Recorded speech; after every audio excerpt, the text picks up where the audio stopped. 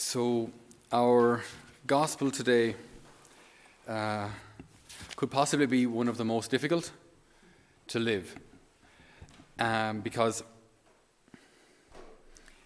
forgiving somebody once is okay. Forgiving somebody once or twice is easy enough. Forgiving someone, the same person, maybe once or twice a year. You know what I mean? Like maybe you're all married to almost perfect people.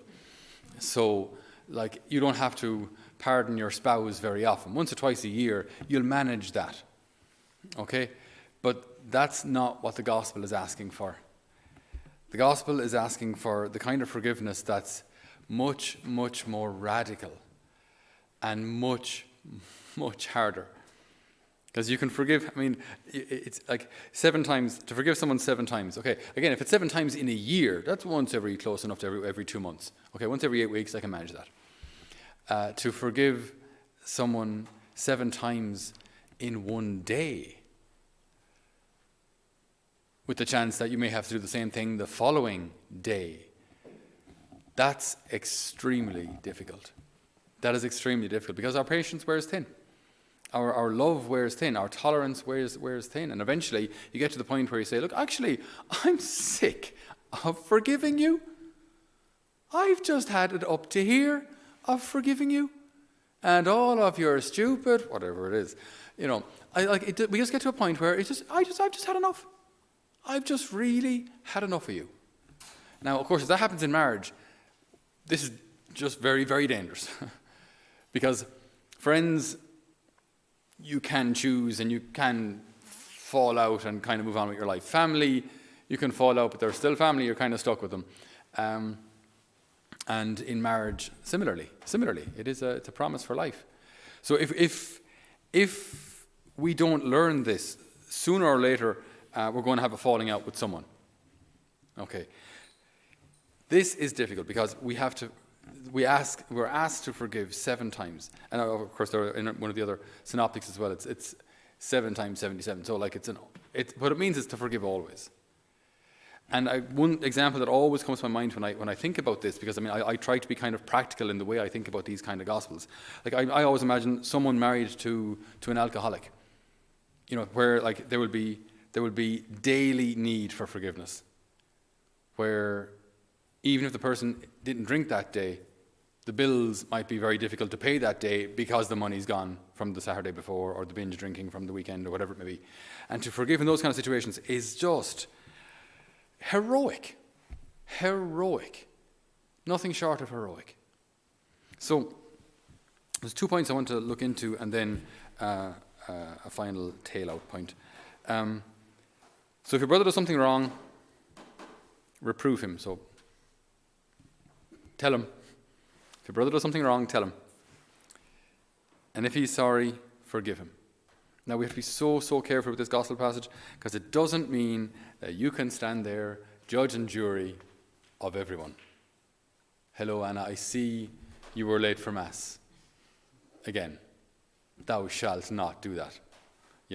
And then here am I kind of feeling fairly confident in myself because I've just kind of I've revealed the truth to someone, I've put them back in their box. Because you can kind of feel yourself get a little more puffed up when you do that, and this can be very, very common, like when we talk about sin in the world, that we talk about sin in the world as if everybody else is the sinner, right? So it's them people over there, them sinners over there, them murderers, rapists, and it's always them. It's always the others. Which, again, you see, this can just mask our own good old-fashioned pride. I like to feel slightly better than people. So if I tell you off, it's because I'm slightly better than you. Okay? So you have to be really, really careful with this. Now, so if your brother does something wrong, it says in Scripture, reprove him.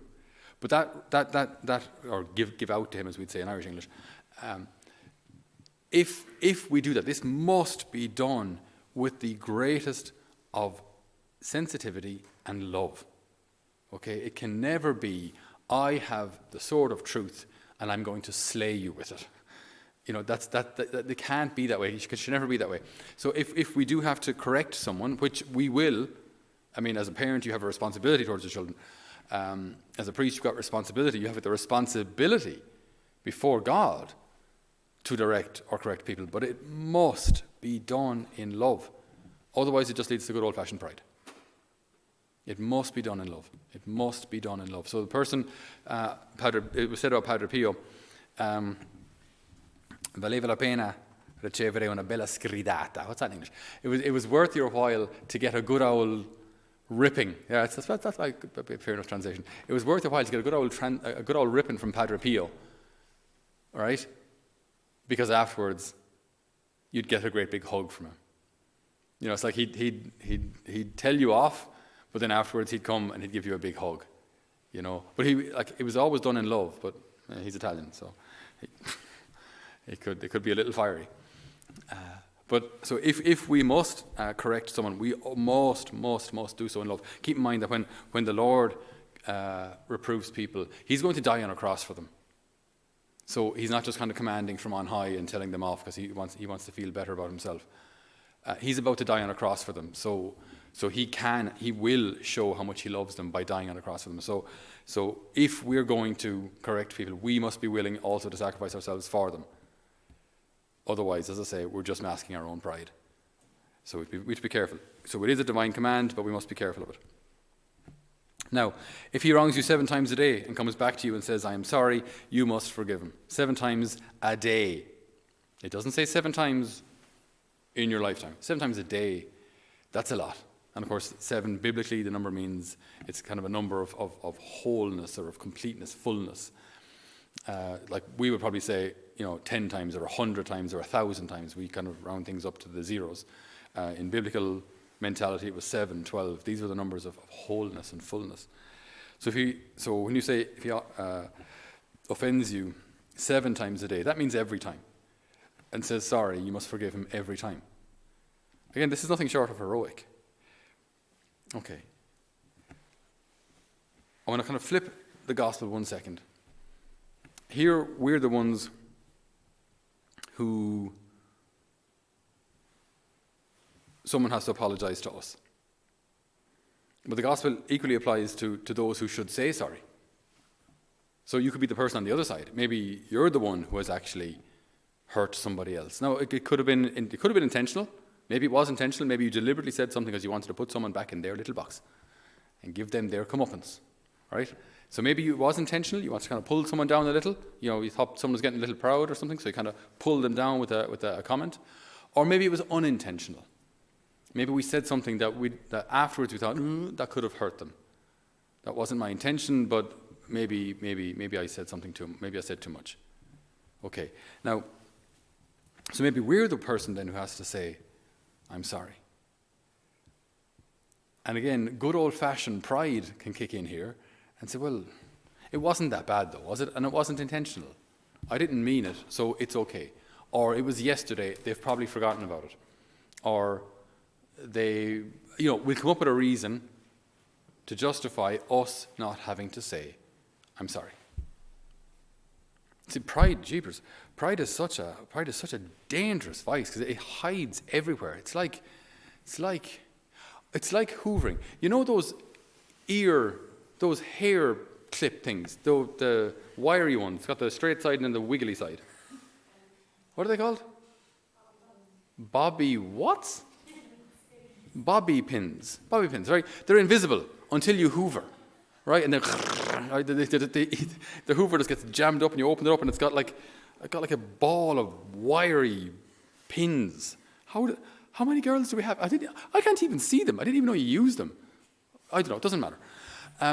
It's kind of like what pride is like. It's just kind of it's always there, right? Ready to cause damage. It's just the stuff is lethal. It's awful. Like pride is just such a stupid, vicious little vice. It's just really hard to get rid of because it can hide itself as humility, can hide itself as religiosity, can hide itself in religious life, can hide itself behind a collar or a veil, can hide itself behind a pilgrimage organizer, can hide itself anywhere. Can hide in plain sight. So maybe we're the ones who have to accept a person's apology, or maybe we're the person who has to apologize. Pride will try and stop both. Pride will try and stop you saying, I'm sorry, because you'll try and come up with some excuse that you don't need to, because maybe it wasn't that bad. rather than just humble yourself, get over yourself, and say, look, I'm sorry, I didn't mean it that way. And maybe you're right. Maybe the person didn't even notice. But it doesn't matter. You have to take the step of humility. Because what if you're right? What if you did hurt them? Just err on the side of caution. I'm sorry. Look, I said too much there. I'm sorry. Just, oh yeah, don't mind. It's fine. And of course, we being Irish, we'll say it's fine. Whereas deep down, what you mean is, I'm actually really glad that they said that. Because yeah, I was kind of offended. So, it's, Pride will try and stop both. It'll try and stop us accepting a person's apology, and if we're the one who has to apologize, it'll try and stop us doing that too. Okay, so the apostles hear this. If your brother wrongs you, reprove him, and if he's sorry, forgive him. If he wrongs you 7 times a day, and 7 times comes back to you and says, I'm sorry, you must forgive him. All right, the apostles hear this, and what do they say? Lord, increase our faith. I think in reaction to what Jesus has just said, they're like, I don't think I can do this. I don't think I can do this. If someone wrongs me 7 times a day, they'll probably get 2 days out of me, and then I'm going to cut them off. All right, 14 times. I'm like, that's quite enough. Thank you very much. So, or if they're the ones who have to say I'm sorry, well, I'd really rather not actually, because saying I'm sorry admits that I've made a mistake, and I don't make mistakes. So I'd rather not admit that. So the apostles hear this and they say, Lord, increase our faith. I completely get it, because none of us like to be hurt. None of us like to have to apologize. None of us like to have to, apologizing maybe comes easier to some than to others.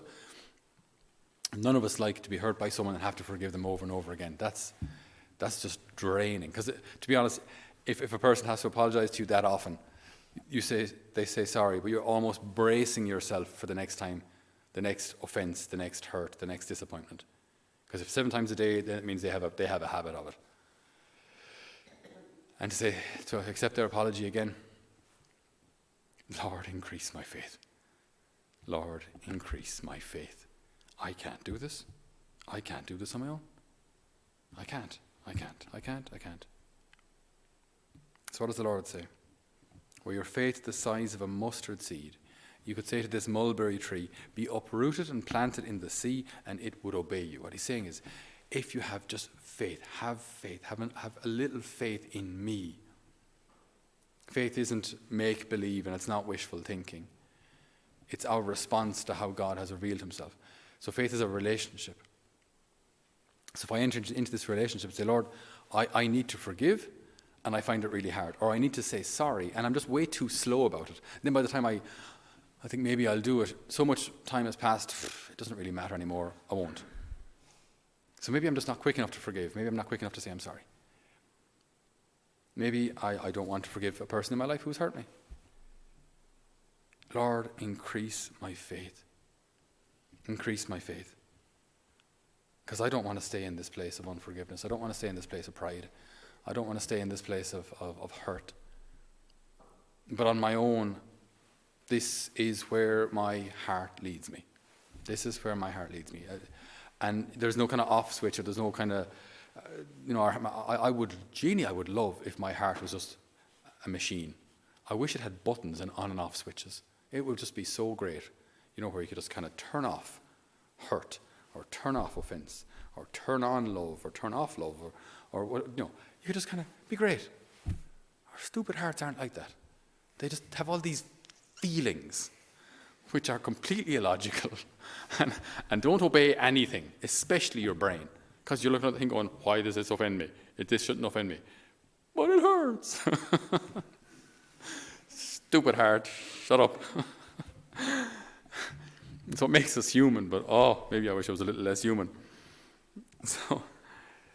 But just to be able to say, Jesus, increase my faith. That whatever I'm going through, I might rely on you far more. Just kind of hold on to you, clasp onto you until the storm passes. And not be afraid to be guided by him. So if he's guiding us to say, I'm sorry, just do it. Just stop thinking about it. Just do it. And if he's guiding you to accept someone's forgiveness, just do it. Just do it in the faith that the Lord will give you what you need.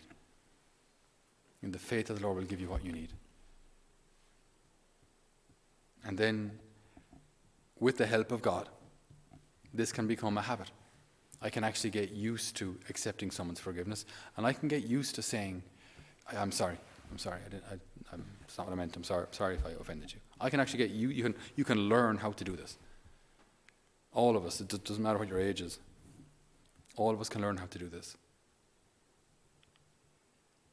And so we ask the Lord today, as we stand before this seemingly impossible mountain of forgiveness, increase our faith. Help us to draw on you. Help us to rely on you and not on our own ability. Help us not to be carried one direction or the other just by our hearts. Help us not to reason our way out of doing what is right. Increase our faith, Jesus, and strengthen us to be people of mercy, people who give mercy, people who receive mercy, people who are your merciful hands and feet in this world. Amen.